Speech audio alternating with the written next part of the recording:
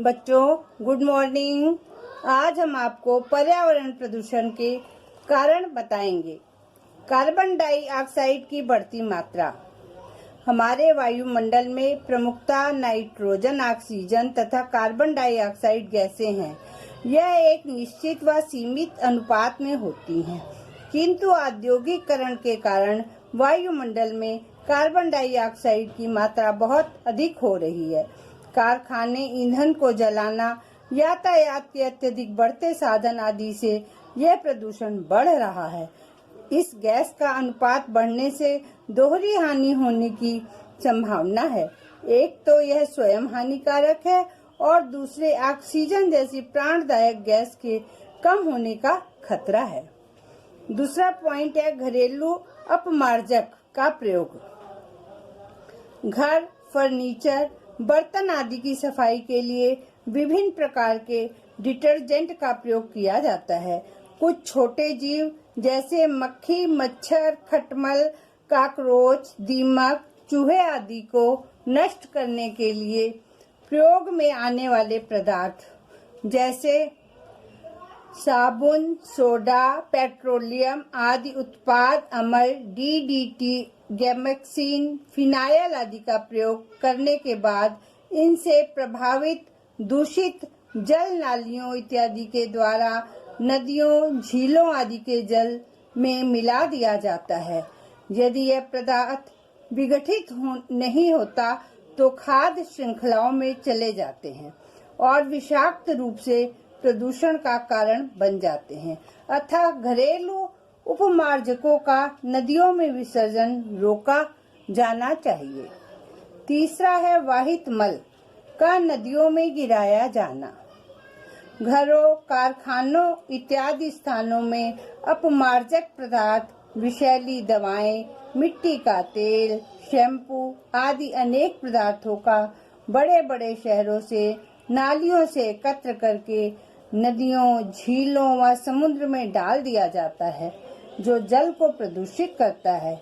इन पदार्थों के विघटन से Fino, chromate, chlorine, ammonia, cyanide आदि उत्पन्न होते हैं, जो जल के पारिस्थितिक तंत्र में तरह तरह से हानिकारक सिद्ध होते हैं। वाहित मल को आबादी से बाहर एकत्रित किया जाना चाहिए तथा नदियों में गिराए जाने की प्रथा से बचा जाना चाहिए। उद्योग में अवशिष्ट रासायनिक पदार्थों का निकास। विभिन्न प्रकार के उद्योगों से जिसकी संख्या सभ्यता के साथ साथ बढ़ रही है, धुआं इत्यादि के साथ अनेक प्रकार के रासायनिक पदार्थ अवशिष्ट के रूप में निकलते हैं, जो वाहित मल की तरह वायुमंडल को प्रदूषित करते हैं। इससे बचने के लिए काफी ऊंचाई की चिमनियों का प्रयोग किया जाना चाहिए तथा ऐसे पदार्थों का निर्माण कम से कम किया जाना चाहिए जिससे रासायनिक पदार्थ उत्सर्जित होते हैं। स्वतः चालित यातायात यानी वाहन जैसे मोटर, रेलगाड़ी, जहाज, वायुयान, मोटर, साइकिल, स्कूटर आदि में कोयला, पेट्रोल, डीजल इत्यादि पदार्थों के जल में से अनेक प्रकार की विषैली गैसें वातावरण में आ जाती हैं। गैस वातावरण में बढ़ती जाती है। ऐसे ईंधन का प्रयोग किया जाना चाहिए जिससे SO2 गैस ना बनती हो। रेडियोधर्मी पदार्थ।